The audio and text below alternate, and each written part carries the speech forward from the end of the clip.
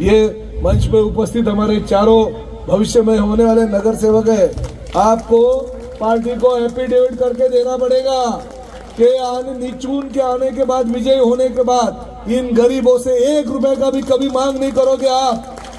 अगर आपको पैसे की जरूरत पड़ेगी तो प्रताप सरनाईक के पास भगवान ने दिया हुआ बहुत कुछ है, मैं आपको दे दूंगा, मगर इन गरीबों को मत मांगना। ये लिख के देना पड़ेगा प्रतिज्ञा पत्र। आप पहले पार्टी में कल के कल पार्टी ऑफिस में आप सादर करो कि जून के आने के बाद, विजय होने के बाद 1 रुपया नहीं लेंगे, बल्कि जिस वक्त जरूर पड़ेगी गरीबों को हम हमारे जेब का पैसा उनको देंगे। ये लिख के देना पड़ेगा। अरे लोग क्यों आपको विजयी बनाते हैं? ये प्रभाग क्रमांक 1 है। प्रभाग क्रमांक 1 में बहुत बड़े पैमाने पे हमारी लाडली बहनें यहाँ पे थी।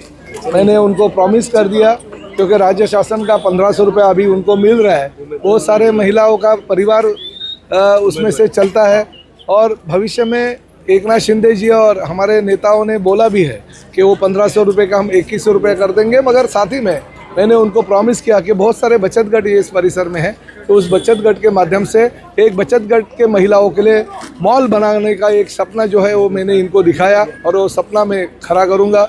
मीरा भाईंदर महानगर पालिका क्षेत्र में झोपड़पट्टी बहुत बड़े पैमाने पे इस परिसर में है। SRA के माध्यम से हम डेवलपमेंट करने के लिए एक योजना यहाँ पे लाएंगे। साथ ही में शौचालय यहाँ पे नहीं है, शौचालय के दुरुस्ती के लिए और नए शौचालय बनाने के लिए 5 करोड़ रुपए का निधि मैं राज्य शासन के माध्यम से 50 करोड़ का निधि लाया, उसमें से इस परिसर के लिए 5 करोड़ रुपए का निधि उपलब्ध करके दूंगा। बहुत सारे विकास काम इस परिसर में करने का है, क्योंकि रास्ते हैं मगर रास्तों को नाम नहीं है, गटार के प्रॉब्लम है। बहुत सारे रास्ते जो बनाए हैं वो रास्ते 2 नगर सेवकों के झगड़े में टूट गए।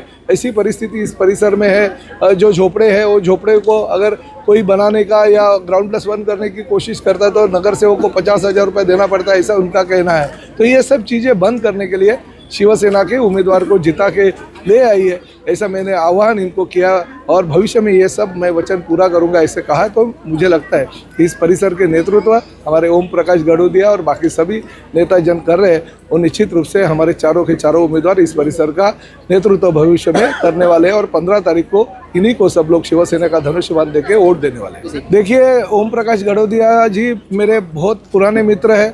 भारतीय जनता पार्टी मीरा भाईंदर में जो बड़े पैमाने पे इन्होंने बड़ी करने का काम कर दिया है। जब कुछ नहीं था तभी ओम प्रकाश जी मेहनत कर रहे थे। उनका जो सीनियर भारतीय जनता पार्टी के नेता है उनको तो नरेंद्र मेहता ने घर पे ही बिठाया। ये सभी भारतीय जनता पार्टी के नेता एक हो गए। उनमें से बहुत सारे लोगों को हमने टिकट दे दिया, क्योंकि हम भी नरेंद्र मोदी को मानने वाले लोग हैं, हम भी देवेंद्र फडणवीस को मानने वाले लोग हैं। भारतीय जनता पार्टी और हमारी युति है वो अखंड है, भविष्य में भी रहेगी। मगर नरेंद्र मेहता की ये जो मनमानी शहर में चल रही है, जो भारतीय जनता पार्टी को अपनी प्राइवेट प्रॉपर्टी समझता है, वो तोड़ने के लिए हम मैदान में यहाँ पे उतरे, और शिवसेना के सभी उम्मीदवार हैं वो बहुमत से विजय होंगे, ये मुझे विश्वास है। अब की बार 50 पार। ऐसा है, शेर को 1.25 शेर चाहिए, और 1.25 शेर हमारा प्रताप सरनाईक आज से नहीं पहले से है। जो आदमी भ्रष्टाचार करता है, नरेंद्र मेहता अपने को कार्य सम्राट बोलता है। मेरी चैलेंज है उसको, कार्य सम्राट की लायकी होनी चाहिए बोलने की। आज हम लोग दूर रखा है ना हमारे को, हमने माल खाया नहीं और माल खाने नहीं दिया, इसलिए वो आज हमारे जैसे को उठा के फेंक दिया। अगर उसमें हिम्मत है इसी मंच पे आ जाए। दोस्तों, मैंने पार्टी बदली जरूर है। हमने शिवसेना युति से आज तक और अभी भी शिवसेना युति की, अगर हमने इनसे प्यार किया तो कोई गुनाह नहीं किया, हमने कोई गुनाह नहीं किया। मेरा एक प्रण है, आज तक मैंने शोषित पीड़ितों की मदद की है। आरोग्य, शिक्षा, स्वास्थ्य के लिए मैंने हमेशा काम किया है। आगे भी शिवसेना के साथ में उन्होंने शपथ पत्र का बोला है, उनको शपथ पत्र अब भी शाम को भेज दूंगा। कोई माई का लाल हमारे ऊपर 1 रुपये का भी आरोप करके दिखाएगा, उसी दिन माइंदा छोड़ दूंगा। सर, सबसे पहले तो ये कहूँगी, आज महिलाओं के अंदर इतनी अच्छी खुशी मैंने पहले कभी नहीं देखी। आज 18-20 साल से मैं काम कर रही हूँ, लेकिन अभी सरनाईक साहब हमारे मंत्री जी ने जो कहा सुन के इतनी खुशी हुई उनको, ऐसा लगा जैसे कि आसमान से खजाना मिल गया। उन्होंने कहा मैडम बनेगा तब तो बनेगा, लेकिन आज उन्होंने जो वादा किया उससे मेरे को इतनी खुशी हो रही है कि जैसे लग रहा है कि हम लोग को सच में ये चीज़ मिल गया। क्योंकि शौचालय में जाते हुए महिलाएं बहुत डरती थी। आज इतना बड़ा उन्होंने दिल दिखाया कि हमको वो प्रॉमिस करके गए कि बहुत जल्दी आपका शौचालय बन जाएगा, आपके लिए एक रक्षा कवच की तरह हम आपके पीछे खड़े रहेंगे। लाडली बहनों को और बचत घर की महिलाओं को एक सपोर्ट दे रहे हैं, उनको एक रोज़गार बना के दे रहे हैं।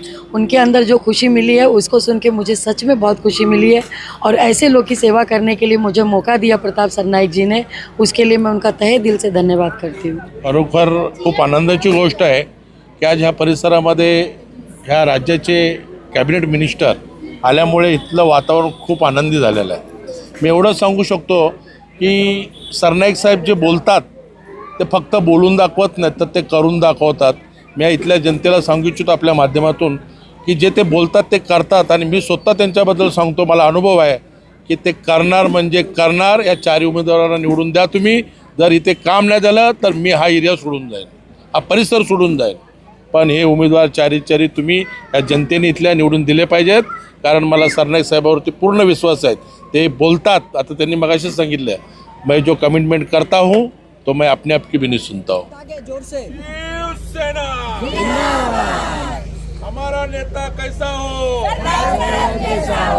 शिंदे साहब, एकनाथ शिंदे साहब।